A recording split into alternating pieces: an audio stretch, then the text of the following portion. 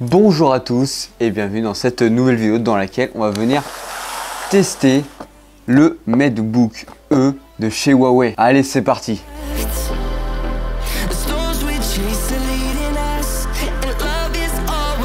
Alors, qu'est-ce qu'on a dans ce magnifique sac de chez Huawei qui nous fournit énormément de choses quand on achète un produit?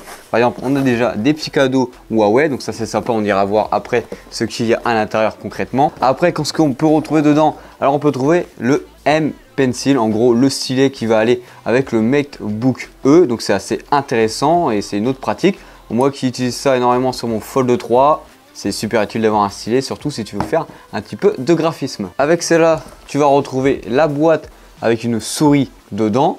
Bon, je l'ai un peu arraché comme du n'importe quoi, mais le principal, c'est ce qu'il y a à l'intérieur. Avec ceci, tu vas retrouver le petit clavier que tu vas venir associer à ton ordinateur. Ce n'est pas une tablette, c'est bien un ordinateur. Et après, on retrouve ce qui est le plus intéressant en lui-même, c'est le MateBook E, qu'on va retrouver juste ici. Alors le plus intéressant quand tu achètes un produit chez Huawei, ou en tout cas pour ma part c'était le cas, on a eu des cadeaux. Et qu'est-ce qu'on a comme cadeau à l'intérieur de ceci? On a un petit spray ici pour venir nettoyer l'écran de son ordinateur facilement. Avec ceci, tu vas donc retrouver une petite boîte dans laquelle tu vas avoir un USB vers un type C avec un petit miroir dans le doute si tu veux te regarder pour voir si tu es toujours au top de ta forme. En fait, celui-ci va te permettre par exemple d'avoir un type C et d'avoir une USB classique au bout de celui-ci pour aller recharger par exemple ton téléphone ou autre chose sur ton petit MateBook ou faire plein de choses. Ça veut rien dire ce que j'ai dit, mais voilà, tu m'as compris. Et à la suite de celui-ci, tu vas retrouver un petit calepin pour noter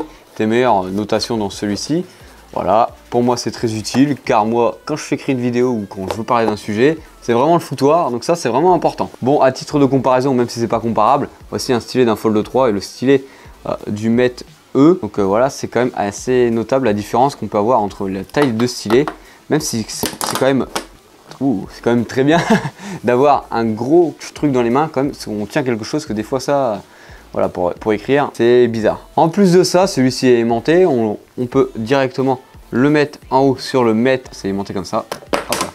Bon, ça marche pas aussi bien que ça, mais voilà, on peut venir l'aimanter ici et transporter tranquillement notre petit ordinateur, voilà tout simplement. Et avec ceci, on a notre petit clavier qu'on va pouvoir venir sur notre ordinateur et qui va tranquillement se fermer si on le souhaite pour pouvoir soit après positionner notre ordinateur dans cette position facilement. Alors on va parler rapidement du clavier. Le truc qui est bien, c'est qu'on a quand même un retour actif, pas comme si on avait un clavier mécanique, mais presque. Voilà, donc on sent qu'on appuie sur quelque chose, ce n'est pas quelque chose de numérique et ça c'est vraiment intéressant. Avec ce clavier, on a un petit touchpad en bas qui est là pour être là, quoi, on va dire ça comme ça, pour ceux qui n'ont pas l'habitude d'avoir un écran tactile ou d'utiliser un stylet. Avant d'aller plus loin, je vais te parler du défaut principal de cet ordinateur. Alors le principal défaut de cet ordinateur, c'est qu'il n'y a qu'une seule entrée type C.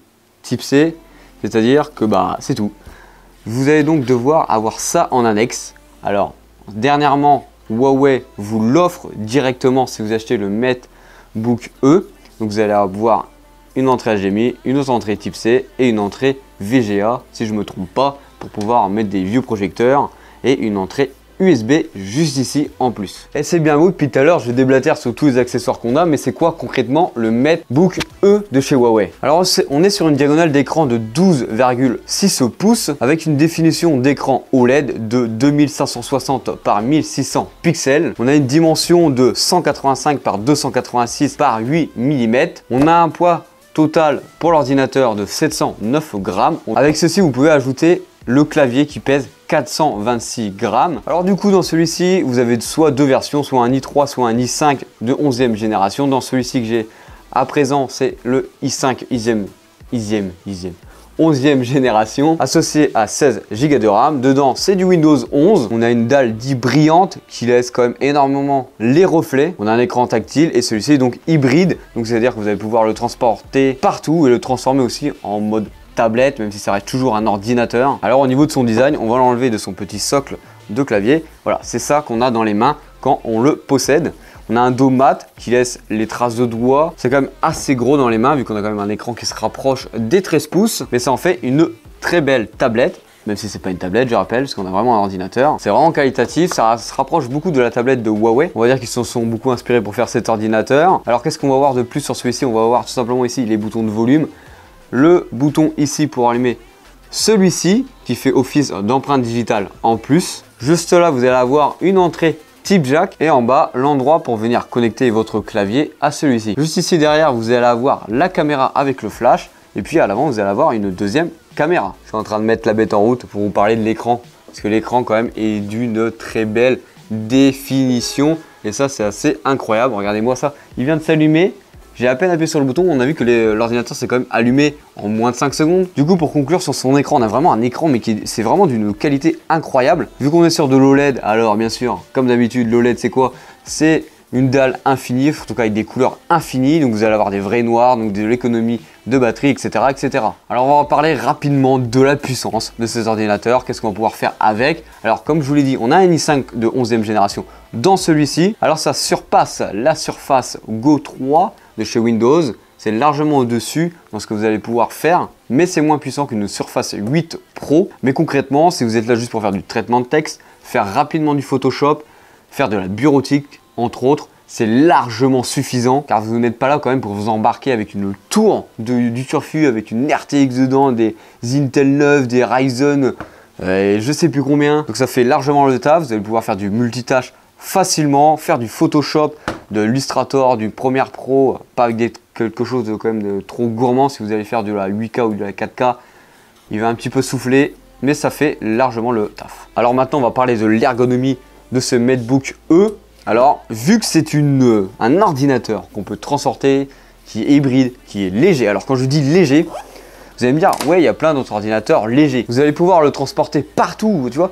C'est pas comme avant où tu avais ce genre de choses que tu devais te trimballer dans ton sac pour aller travailler à l'étranger ou en vacances, etc. Même par rapport à mon ordinateur du quotidien qui est quand même assez léger, assez plat, qui vient de chez Asus, voilà, on n'a vraiment rien à voir en termes de poids. C'est quand même beaucoup plus fin et c'est vraiment agréable. En fait, ce qu'il faut comprendre avec ce produit-là, c'est que vous n'allez pas avoir une bête de puissance. Ça, on est d'accord, mais vous avez quelque chose de transportable, de léger que vous pouvez embarquer partout. Admettons, avec cet ordinateur-là, vous faites une présentation devant quelqu'un. Vous allez pouvoir le décrocher et avoir simplement vos notes comme ça. Alors c'est mieux qu'avoir son gros ordinateur posé devant nous à faire changer les slides ou faire des trucs comme ça. Ça à portée de main. C'est mieux qu'un téléphone classique où tu vas avoir du mal à lire tes notes. Personnellement, moi, avec mon ordinateur là que je vous ai présenté, le Asus là, c'est super lourd de l'avoir en main. Alors que ça, quand je l'utilise au quotidien pour faire une présentation à des gens, à une conférence, etc., là, je l'embarque partout. Alors au niveau de son autonomie, on est plus concrètement sur du 6 heures, 7 heures d'autonomie réelle avec ce produit là, mais vu qu'on a un chargeur qui recharge notre ordinateur très rapidement, en vrai, il n'y a aucun souci à se faire, il suffit d'avoir une prise dans le doute. Pour finir sur cette vidéo, je vais te parler de pourquoi j'ai choisi celui-ci par rapport par exemple à une Surface ou à d'autres appareils beaucoup plus légers ou autres comme les Samsung ou même par rapport aux MacBook qui sont vraiment très bien. Bah, c'est que dans celui-ci, on a une caméra, une vraie caméra. Quand je vous dis une vraie caméra, c'est pas juste une caméra pour faire des visioconférences, on peut vraiment faire une vidéo avec celui-ci. Alors concrètement, sur le dos, on est sur du 13 mégapixels et sur le module photo à l'avant, on est sur du 8 mégapixels. Là, tu vas me dire, ouais, Hugo, il n'y a pas beaucoup de pixels, c'est pas ouf, t'inquiète. On est chez Huawei. Donc, on est chez Huawei. Qu'est-ce qu'on est chez Huawei? Bah, c'est qu'on a un logiciel incroyable comme chez Huawei quand on prend des photos. Ça corrige énormément l'image qu'on a en face de nous quand on est en train de l'enregistrer. Si tu as déjà possédé un téléphone Huawei, tu peux le remarquer que ça fait extrêmement bien ce travail. Je vais te montrer comment ça rend. Je vais prendre en vidéo directement avec celui-ci. On a paramétré la webcam au maximum. Voilà, je vais mettre en grand comme ça pour moi. Et je vais venir enregistrer. Là, on va faire un petit calage. Comme ça, on est entièrement sur la caméra de l'ordinateur. Donc tu peux voir déjà que c'est quand même une très belle caméra et que ça marche très bien. On est chez Huawei, donc ça lisse beaucoup le visage. Donc si vous avez des imperfections, nickel pour vous. Et ça retransmet bien les couleurs qu'il y a derrière moi. C'est vraiment la couleur du fond vert qu'on peut observer. Bien, ma tête ressemble bien à ça, enfin j'espère.